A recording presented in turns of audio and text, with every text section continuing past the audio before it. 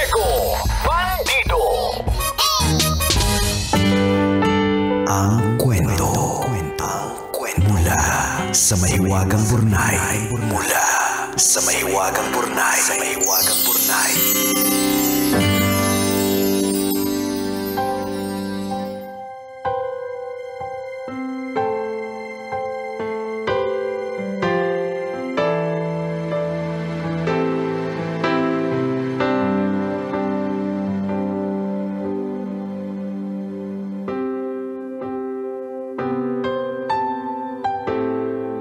Kumikinang na tambalang ni Coley Yala at Jeko Bandido. Magandang araw po sa inyo. Matagal na po akong tagapakinig ng programa ninyo pero ngayon lang po ako naglakas ng loob na sumulat. Hindi ko po alam kung may sagot sa mga tanong ko pero naisip ko pa din pong ibahagi ang aking kwento. Ganito po kasi, 10 taon po kaming magkarelasyon ng boyfriend ko. 10 taong puno ng pangarap, pagtitiis, pagkakaintindihan at pagmamahal. Akala ko siya na. Akala ko kami na hanggang dulo. Isang araw bumagsak ang mundo ko. Inamin niya sa akin na may nabuntis siyang ibang babae. One night stand lang daw. Sabi niya ako pa din daw ang mahal niya pero yung nabuntis niya ang pakakasalan niya dahil para sa kanya yun ang tama. Ayaw daw niyang lumaki yung bata nang walang ama kaya paninindigan niya. Wala akong nasabi. Tinapon niya lang na parang basura yung lahat ng pinagsamahan namin ng 10 taon. Ang daming tanong ng puso ko. Gusto kong maglumpasay sa sahig, gusto ko siyang balatan ng buhay. Pero wala akong nagawa. Hindi ako nakagalaw. Sa huli, tinanggap ko na lang na tapos na kami. Kinakalma ko pa ang sarili ko nang malaman ko na buntis ako at siya ang ama. Hindi ko alam kung anong mararamdaman ko, natatakot ako, nagagalit, nalulungkot. Tambalang kumikinang, sasabihin ko ba sa kanya na buntis din ako? Ipaparamdam ko ba siya? Chang keng kang chung chang chang chang cheng keng keng keng chung kang. Quality choning talay. Sinikara ko sa lara. Shururu kunta. Tanyesara. Nakakaloka. Ang drama kasi, nakakalekay. Take 2. Okay. Tambalang kumikinang. Sasabihin ko ba sa kanya na buntis din ako? Ipaparamdam ko pa ba siya sa anak ko kahit pinili na niyang ibang pamilya ang buuin? Hindi ko po alam kung kaya kong itaguyod mag-isa ang anak ko pero parang hindi ko kayang ibalik sa buhay ko ang lalaking winasak ang buong pagkatao ko. At the same time, ayoko din namang lumaki ang anak ko na hindi kilala ang ama niya. Aaminin ko po, mahal ko pa din siya. Yun talaga ang masakit na katotohanan. Mahal ko pa din siya kahit binasag niya ako. Pero alam ko naman na mas mahalaga ang bata na nasa sinapupunan ko kesa sa nararamdaman ko. Ano po bang makakabuti para sa batang ito na hindi naman pinili ang ganitong simula? Salamat po sa pagbasa ng sulat ko at hihintayin ko po ang inyong payo. Ang inyong kumikinang na tagapakinig. Ina. Ina. Ina! Kumikinang na Ina ka na soon. Yan, di ba? Oh. At gusto namin bilang isang kumikinang Ina ka, ayaw natin na stress ka. I think, alam mo Ina, naghahanap ka lang ng magsasabing tama yung nararamdaman mo or tama yung decision mo. Although, obviously, Validation. validation na tama po ba na hindi ko na ibalik itong lalaking to kasi winasak niya naman talaga ang puso ko. Parang ano yan parang tanong na statement. Yes. Tanong na hindi, tanong na sentence, Oo. 'di ba? Question na sentence siya. Kasi, totoo, winasak niyo yung pagkatao mo, 'di ba? Kaya lang syempre at the same time may kino-consider ka na rin na bata, 'di ba? Alam mo siguro madami naman pong nag-work ang setup na hindi necessarily na ibinalik yung tatay ng anak sa buhay in Yeah. terms of gagawin talagang partner.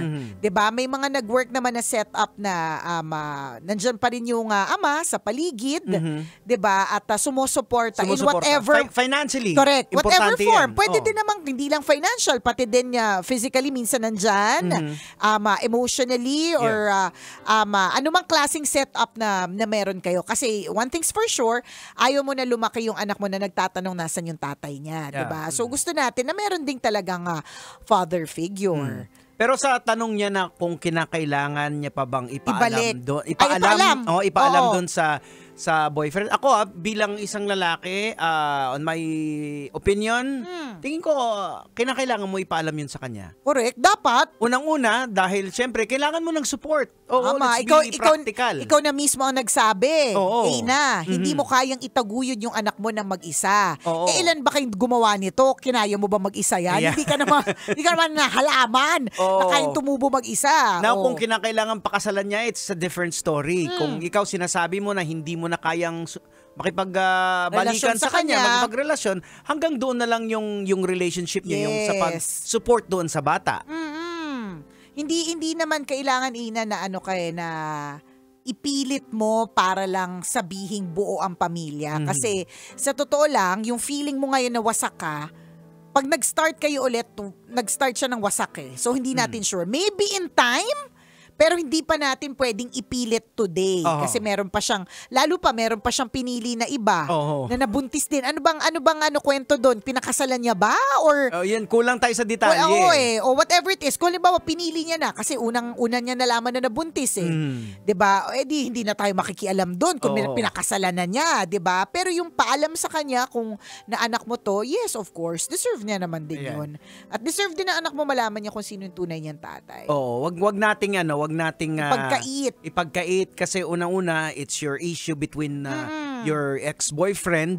So hindi dapat nadadama yung bata. True. And they deserve na makilala yung kung sino yung tatay at wag na nating isi-sugarcoat kasi eventually sa panahon ngayon ng mundo ng social media wala nang maitatago. Medyo na rin tayo medyo bukas na rin ang Oo. ating, mulat na rin tayo. Hindi na tayo masyadong pabebe sa mga issue sa buhay. Mulat Ayan. na rin tayo na minsan talaga may mga hindi nagkakatuluyan, may mga anak na nabubuot at hindi nagkatuluyan yung kanilang mga magulang. Oo. Actually, may mga ganun talaga. Maraming family na nagsasuffer ngayon, it's because dahil nabuntis, Pinilit. pinakasalan, ngayon magulo ang buhay, laging nag-aaway, 'di ba? Mas hindi maganda yung effect doon sa bata. Oo. 'Di ba? Ang maganda, Aina, maging kumikinang Aina ka na kahit hindi laging nandyan yung tatay ng anak mo, maramdaman ng anak mo na kumpleto pa rin siya sa pagmamahal mo. Ayan. 'Di ba? So, ibubuhos mo talaga yung love that you can give. Love for two people.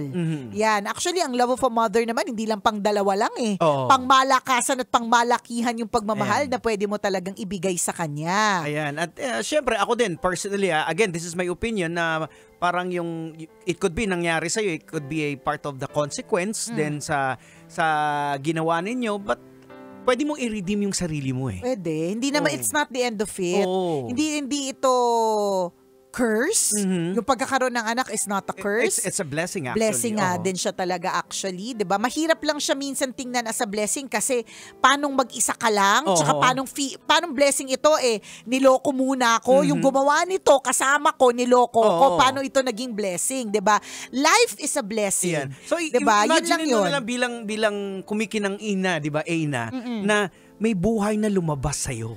Diba? Diba? So, it's lalabas really a pa lang. blessing, Yung life, alam mo, Oo. sobrang amazing Alam mo yung manood ka, Ina, ng mga videos tungkol sa how a child is formed inside the womb. kung paano, tsaka yung mga cute na mga bagay na ginagawa nila inside na hindi nila alam, tsaka yung magiging connection mo literal sa kanya, ma-amaze ka kung paano ito posible, yung miracle of life. Sobrang nakakatuwa siya, kaya natin sinasabing blessing Nabubuo sa sinapupunan ninyong mga babae. Tama. And that would make you stand out kumpara sa aming mga kalalakihan. Tama, Diba? diba? Na napaka-amazing na may tao doon sa loob ng tiyan, Correct. diba? Tsaka paano? Tsaka ang galing paanong nabuo ito, tapos isa-isang nagfo-form. Yes. Tapos nakikita kung gaano kapangu yung tatay niya. Makikita mo din na parang nakadapa din yung ilong. Oo. Yung kung paano yung DNA o yung mga genes na meron ng tatay niya, meron din yung bata na nahaluan din ng genes ng meron ka. At hindi mo lang genes o hindi lang namana sa'yo. Maski namana niya din, maski sa mga ninuno. Tingnan mo, 'di ba? Merong mga bata na kamukha ng lolo nila. Ayan, oo. 'Di ba? Hindi kamukha nung tatay kundi kamukha nung tatay nung tatay. Kamukha ng lolo. Ng lolo. 'Di ba?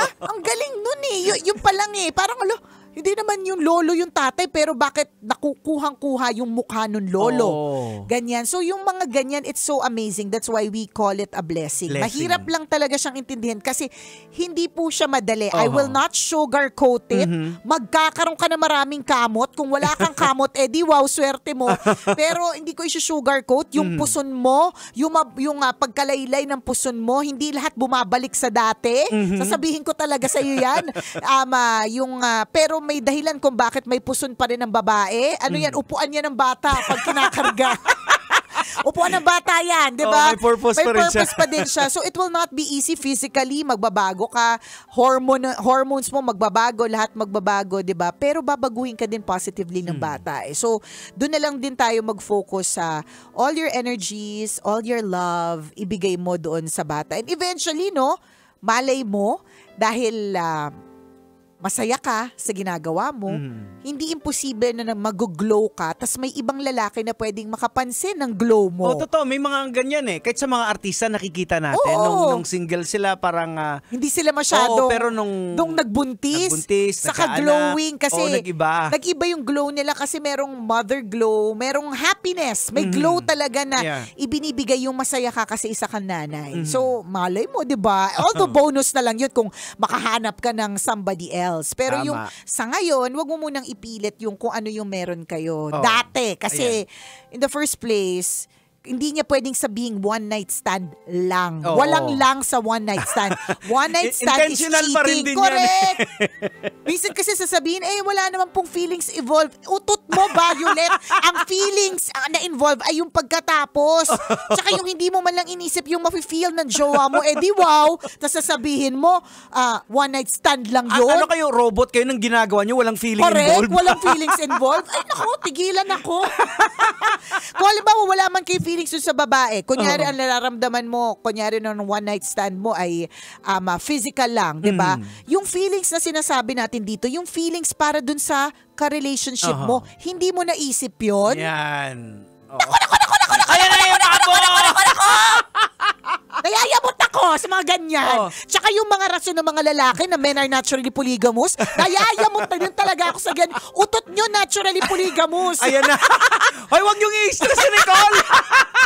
Huwag niyo ako sinistress. May operasyon ako sa isesesaryan ako sa leeg. Sa Friday. Nakakaloka. Ay, nako. Kasi minsan may mga ganun pagrarason Hayaan mo na ganun talaga. Men are naturally polygamous. Kakagalit. Wag natin i-normalize yung ganyang It pag-iisip. is not normal. Saan ba nanggaling yun? Justification na lang yan ng mga masamang lalaki. Diba?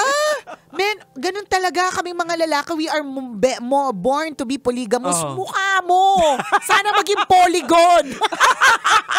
Kakapolygamous ka dyan, di ba? Well, isa naman sa tingnan mo na perspective ito na lagi din naman namin sinasabi na it could be a protection for you. Imagine mo na lang, 10 years kayo tapos nagpakasal na kayo, tapos sa kanya lang ito ginawa. Imagine mo yung kalbaryo na bibit-bitin mo. Correct. Parang hindi ka na makakalabas. Dito, may way out ka pa eh. Dahil Meron. hindi pa kayo tali eh. Tama. Yun lang yun siya talaga. It may be a divine intervention for now. 'Di ba lagi namang ganon? Oo. Ang rejection is always a redirection. Tama. Lagi po siyang ganon. Mahirap lang talaga siyang intindihin. Sa ngayon, at Sa the ngayon. Correct. Pero minsan may mga bagay na, kaya pala hindi ako natuloy doon kasi sinasalba pala ako. Yan. Kaya Parang walang pinagkaiba yan sa iniyakan mong boyfriend mo na ang pangit-pangit. Diba? na dati pogi-pogi patingin mo. Pero ngayon parang, hala, iniyakan ko siya. Correct. Diba? Totoo yan. Meron nga akong kakilala. Ayan na naman! Ang kakilala! Kapit! Sino kaya? Kapit, dun sa mga kakilala ko, kung kayo po ito, ayan. Yung kakilala ko, hiniwalayan siya ng jowa niya. Hindi niya talaga mag-gets kasi parang katulad ng story ni Aina, 10 years. Tapos, eventually, in time, naka-move on, naka-move forward. Hindi agad. Talagang iniyakan niya. Ang dami niyang questions. Bakit? And then, eventually nga, nung naghilom na ang mga sugat, napag-alaman niya na yung naging jowa niya, iniyakan niya ng maraming taon, halos 2 years yung iniyakan eh. Kahit sino pakilala namin sa kanya, wala talaga. Ganon. Ay, Jigs, nang bubugbog ng misis. Merong kaso ng vowsy. Nako. Tingnan paano mo kung yan? nagkakatuluyan sila? Yun na nga eh. So sabi ko sa kanya, isipin mo, muntik ka pang maging punching bag nang wala sa oras. 'Di ba? Yung ganon. Minsan, meron talagang redirection na tinatawag. Mahirap lang talagang maintindihan kung bakit kailangang mangyari. Correct. Pero eventually, in time, you will understand, kaya pala. Magpapasalamat ka pa. Oo, thank you pala, Lord. Iniwan ako noon. Or thank you pala, Lord. Ito yung nangyari sa akin. Kung hindi, mas malala pala. Ganon! Ay, nako, So it's a Ina. protection din, Aina, for you. Basta wag mo nang ipilit kung wasak na yung puso mo at pagkatao mo dahil sa ex mo kasi nanloko talaga siya. And hindi siya one night stand lang. Para sabihin niyang one night stand lang, ibig sabihin wala siyang pag-value sa mga bagay-bagay. Tama. Di mo deserve yan! Oras natin mga ka-Visyo 139. Ako pong kumikinang na ulo, Diego Bandido. At akong kumikinang ina mo, Nicole Yala. Kailangan pa bang i-memorize yan? Basic!